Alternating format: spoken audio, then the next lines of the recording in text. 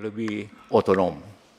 Karena itulah kenapa itu berbicara tentang waktu itu merdeka atau tidak. Maka tentu kenapa ayat pertama saja sudah setuju tidak merdeka. Tapi Undang-Undang Dasar. Maka untuk itu jalan tengahnya ialah otonomi khusus. Itulah penyelenggaraan pemerintah Aceh yang disebut dalam undang-undang ini. Bagaimana dan agak berbeda memang. Di sana bukan DPRD, DPRA. Supaya agak secara emosional bahwa Aceh itu memang beda dengan yang lain. Ada khususnya seperti itu. Karena itulah maka di sini juga diwajibkan bahwa 1 tahun setelah ini harus ada undang-undang pemerintahan Aceh. Karena itulah maka undang-undang pemerintahan Aceh itu tahun 2006. Ini 2005 MU ini. Jadi tentu tadi sudah disampaikan oleh Pak Ketua, di samping tadi apa arti khusus dalam pemerintahan sudah dijelaskan di sini. Kemudian soal politik, partai politik, perdebatan terakhir ialah partai lokal di sini. Sesuai undang-undang, partai kita bersifat nasional. Itu paling menegangkan hari malam terakhir selesai ini tentang partai lokal. Dalam saya tengah malam waktu perundingan itu saya tidak pernah tidur karena beda 6 jam. Kalau Hamid yang pimpin delegasi Indonesia, saya jelaskan dulu bahwa Hamid ini pimpin delegasi Indonesia, itu berunding sampai jam 6 sore. Berarti sini sampai jam 12 malam. Harus nungguin. Dan saya harus berkomunikasi, mengambil keputusan tepat waktu. Tidak ada tunda-tunda. Tidak ada nanti konsultasi dengan saya, tidak.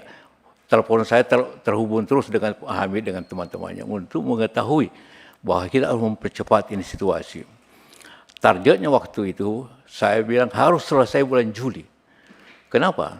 Karena tsunami itu tanggap daruratnya itu 6 bulan. Dari Januari sampai Juni, berarti ini harus selesai Juli supaya rekonstruksi dapat terjadi dengan damai. Itulah filosofinya kenapa ini harus cepat waktu itu.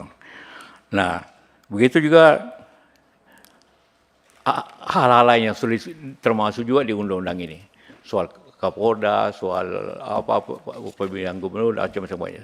Saya yakin sudah saya baca ini undang-undang sudah ada semua terkira di sini. Hak asasi manusia saya jelaskan tadi.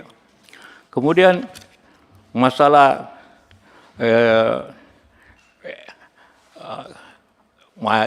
waktu itu ada berapa ribu tahanan Aceh? 2.700 tahanan Aceh yang di sini. Yang kalau Anda ingat itu terharu lihatnya zaman dulu itu. Bagaimana naik Hercules dari sana semua dirantai. Bayangkan itu sama zaman Belanda. Doang company.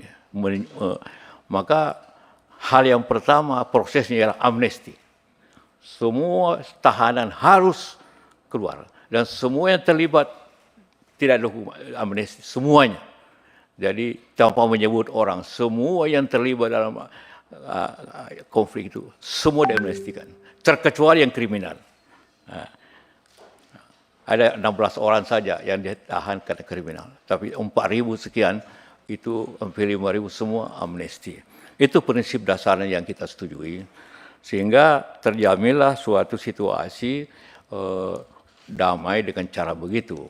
Ini memang suatu kembali kepada tadi partai politik itu. Ada yang kenapa khusus ada partai politik lokal? Waktu malam terakhir itu saya pelajari undang-undang. Memang, tapi untuk saya ada juga di malam-malam itu saya baca undang-undang tentang Papua. Undang-undang otonomi Papua itu ada kalimat yang mengatakan rakyat Papua berhak mendirikan partai. Itu saja. Saya bilang ini legal. Dia setuju akhirnya jam 12 malam, jam 1 malam di sini setuju tentang partai lokal karena ada aturan tentang Papua. Jadi kalau Papua bisa, kenapa Aceh tidak bisa? Itulah sebabnya kenapa undang-undang partai lokal itu ada di dalam undang-undang tentang Aceh tersebut. Karena seperti saya katakan latar belakang daripada konflik itu masalah ekonomi sebenarnya. Karena itu maka kita membahas masalah ekonomi sangat mendalam, sangat ketat perlindungannya. Karena itu hasilnya kemudian ialah pendapatan untuk gas, oil and gas di Papua dan juga hasil kekayaan alam lainnya. Itu kalau daerah lain hanya 15, Aceh itu 70%. Banyak yang nanya, kenapa tinggi? Saya bilang orang Aceh kan rakyat Indonesia juga. Kenapa dia tidak bisa menikmati hasil daerahnya? Ini bukan untuk orang asing. Sesuai dengan awal mulainya, saya bicara dengan Panglima TNI, Pak Panglima. Asal mulanya kenapa kita bisa selesaikan. Panglima, ini pemerintah mau bicara tentang perdamaian. Bagaimana pendapat Anda? Sederhana saja. Dia bilang tidak ada panglima yang ingin anak buahnya tewas. Saya bilang berapa jumlah yang tewas tentara di sana? Sebuah angka yang cukup besar. Jadi kalau ada silakan damai, kami dukung. Nah, itulah sehingga kami tetap dengan suatu langkah yang jelas karena sudah didukung pemerintah, juga didukung dengan TNI. TNI luar biasa mendukung. Pak Panglima, Pak Diarto. Itu kalimatnya saja. Dia tidak mengatakan silakan damai, tidak ada panglima yang ingin prajuritnya tewas. Jadi artinya mendukung perdamaian. Itu maknanya dalam hal ini.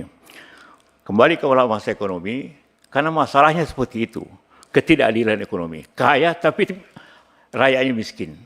Akibat pembagian yang sudah diundang-undang bahwa daerah yang menghasilkan oil and gas dan tambahannya dapat 15%.